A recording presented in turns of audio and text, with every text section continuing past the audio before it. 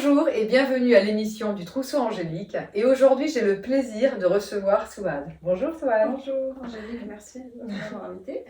Avec plaisir. Donc Souad va nous expliquer, de façon comme d'habitude, son parcours, pourquoi elle est arrivée là. Et donc elle est référente de... Elle dira, c'est pas des référentes, mais elle me le dira nous-mêmes. Pour moi, c'est plus simple et je pense pour vous. Elle est référente de Domisori. Donc déjà, Souad, explique-nous un peu ton parcours et pourquoi tu en es arrivée là.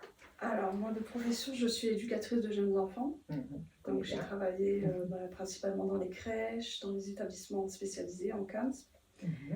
Et puis après j'ai découvert ce concept sur internet par hasard et j'ai fouillé un peu plus et je voulais en savoir ce que...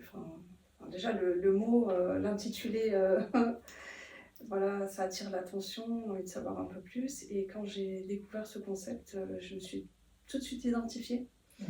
Et j'ai compris que ça me correspondait. Alors Domisori, qu'est-ce que c'est? Donc c'est un service de garde éducatif à domicile qui défend l'accessibilité des pédagogies nouvelles, notamment Montessori principalement, au domicile des familles. Donc ce côté accessible et que tous les enfants ont droit, cette égalité et voilà, que tous les enfants ont cette capacité à pouvoir en bénéficier et qui sont tous égaux par rapport à ça, ça m'a tout de suite attirée. D'accord. Et donc, ce qui veut dire, c'est que donc l'animateur, je ne sais pas comment on appelle ça, l'intervenant, donc vient garder à domicile l'enfant et il va amener son savoir-être, mais aussi son savoir-faire façon Montessori et d'autres aussi méthodes alternatives ou c'est principalement celle-ci? C'est principalement Montessori, les valeurs qu'elle défend, et puis autour de l'autonomie de l'enfant, les compétences de l'enfant.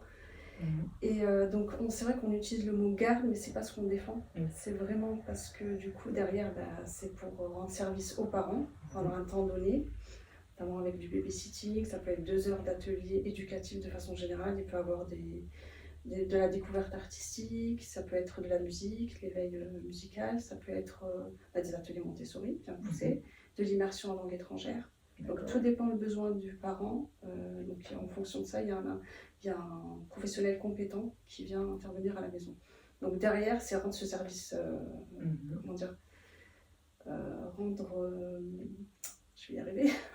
Des fois, on cherchait. Oui, il y a une accessibilité. Du coup, voilà, il y a une accessibilité et surtout, le parent, s'il a besoin de 2 heures de garde, justement, le professionnel vient pendant ces temps-là. Et donc, ces professionnels, ils ont une formation Montessori.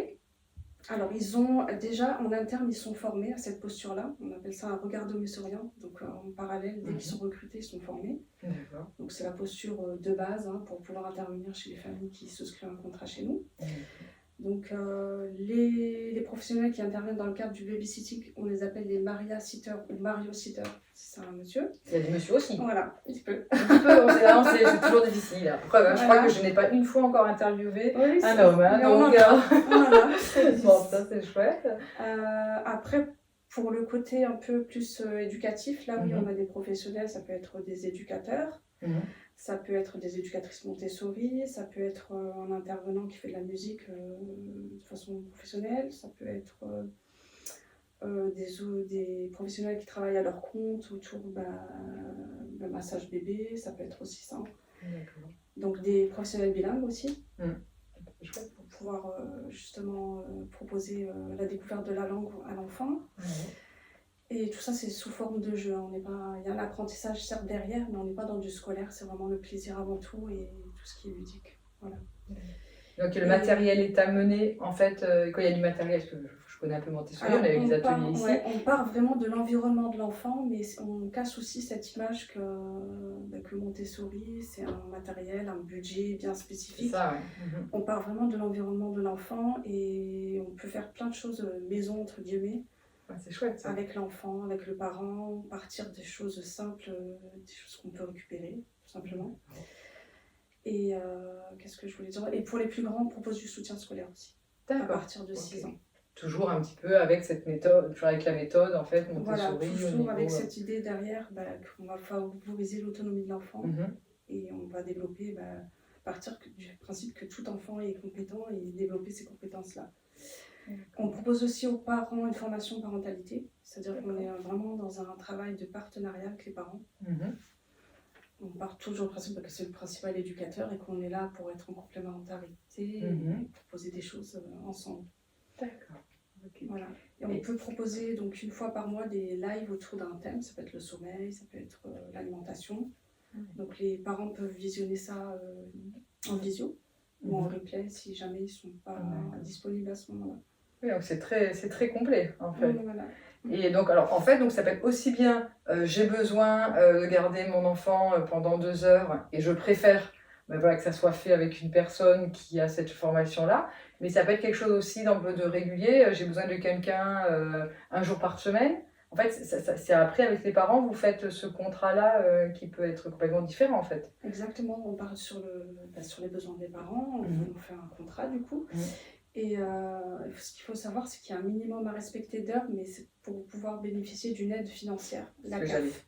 Donc 16 heures par mois. C'est ça, tu vas devancer, il y a quand même aussi l'aide de la CAF, comme toute garde à domicile. Aussi, justement, pour rendre ça accessible, notamment financièrement, on va mettre en place un tas d'aides financières pour que ça puisse être accessible à la famille et que ça ne soit pas un frein. D'accord. Donc l'idée, c'est vraiment allier qualité, accessibilité.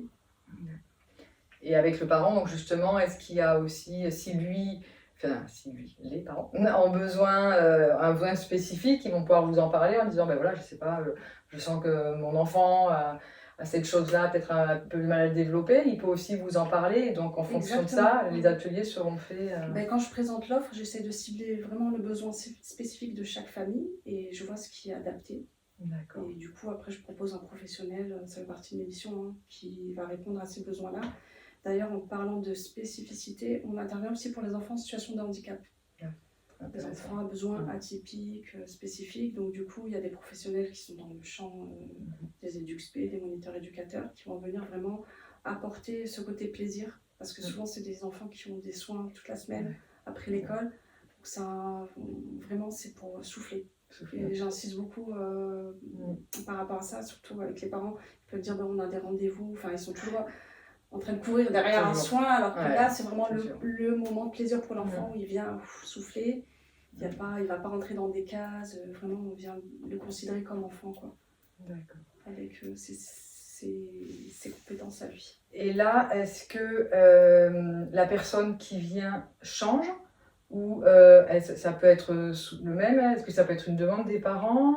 Comment ça marche ça aussi? Alors de façon générale, c'est le même. Après, ça dépend du besoin. C'est-à-dire que si, par exemple, on prend l'exemple d'un enfant en situation de handicap ou avec des besoins spécifiques, ça peut être... on peut faire de la musique avec un intervenant qui fait de la musique, par exemple. Voilà. Mais sinon, on essaye quand même compléter, aussi... Oui, on essaie de garder la même personne, évidemment. Oui, qu'il y ait une sorte aussi un peu de référent pour les... Exactement, puis le lien de confiance. Après, ça peut être amené à être remplacé, évidemment. Bien sûr, oui. Voilà. Alors, en parlant de référent, je crois que c'est pas le bon mot, j'ai dit que tu étais référente, donc en fait, c'est quoi ton statut? Alors, l'intitulé de mon poste, c'est manager de proximité. C'est-à-dire que c'est toi qui t'occupes donc du 34.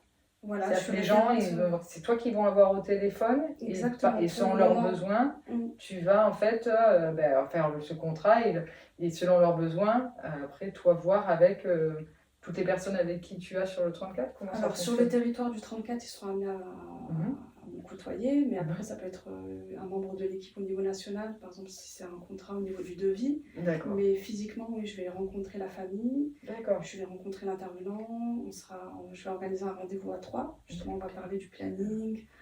Le mot proximité prend tout son sens parce que du coup, je vais créer du lien entre les deux, avec les partenaires, les professionnels. D'accord. Ah oui, il y a vraiment une... C'est bien, c'est important aussi. Je pense que les parents, ça les rassure aussi, et aussi le professionnel de pouvoir aussi après Parce qu'après, justement, des fois, vous discutez peut-être aussi ensemble, si un enfant, justement, il y a une problématique, on sent qu'il y a une problématique, est-ce que vous allez en parler aux parents? Est-ce que vous parlez aussi justement des choses qu'il a pu faire? Parce que ça reste, c'est de la garde, et après, on ne dit pas ce qui se passe. Non, l'idée, c'est vraiment, comme je le disais, de créer du lien, et puis de faire le lien entre ce qui se passe, que je sois référente. Ça peut être problématique ou pas, d'ailleurs. On peut prendre des nouvelles pour voir comment ça se passe. Si le besoin diffère, on peut en reparler, puis changer de professionnel. Donc c'est vraiment un suivi personnalisé selon l'enfant. Et donc on peut aussi, et s'il y a plusieurs enfants, Donc, il y aura une personne qui s'occupera des enfants. Oui, de la fratrie. Elle peut intervenir pour tous les membres de la fratrie. C'est possible. Et même si les âges sont différents, il va s'adapter, en fait. Il va adapter aussi, entre guillemets, les activités selon l'âge des enfants. Alors, souvent, quand il y a une fratrie, par exemple de 3, ce que je conseille à l'intervenant, c'est de faire de diviser le temps en 2, faire un peu des activités tous les 3, créer du lien, tout ça entre fratries, souvent autour du manuel, artistique, et après cibler un peu plus les besoins de chaque enfant. C'est possible. C'est chouette. Oui, c'est bien. Faire ensemble, puis après le collectif et aussi l'individuel. Cibler un besoin individuel. Donc, en tout cas, c'est chouette parce qu'on ne sait pas forcément que ça existe. C'est vrai, quand on parle des fois de garde d'enfants, on va au plus simple. Et des fois, on a un peu peur, justement, on se dit, mais qu'est-ce qu'ils vont faire à nos enfants? C'est vrai, quand on est un petit peu plus dans une parentalité un peu plus bienveillante, consciente, on a envie de ce genre d'activité. Et souvent, c'est pas que ça existe. Justement, en fait, quand on voit l'origine de cette idée du président, je vous invite d'ailleurs à voir la vidéo où il en parle. Justement, il a voulu ce concept un peu innovant où il y a derrière cette garde, il y a quelque chose quand même il y a une qualité de service offerte aux parents. Où on gagne toute la confiance et la sérénité pour confier son enfant. Oui, et ça, je pense que c'est important parce que c'est jamais facile, des fois, quand on les laisse. Et donc, ça de quel âge à quel âge, alors, en fait, pour la garde? De bébé jusqu'au lycée, parce que du coup, on propose du soutien scolaire. Et bébé aussi, en fait. Bébé, on commence déjà un petit peu, lycée. D'accord. Le type de professionnel n'est pas le même, évidemment. Oui, tout à fait. D'accord. Eh ben, c'est super. Merci beaucoup, Souad, de tous ces renseignements et d'avoir découvert Montessori. Et puis, comme d'habitude, vous avez le site qui se trouve en bas. Et donc, n'hésitez pas à aller le visiter et à appeler Souad s'il y a besoin. Merci, au revoir. Belle journée. Merci.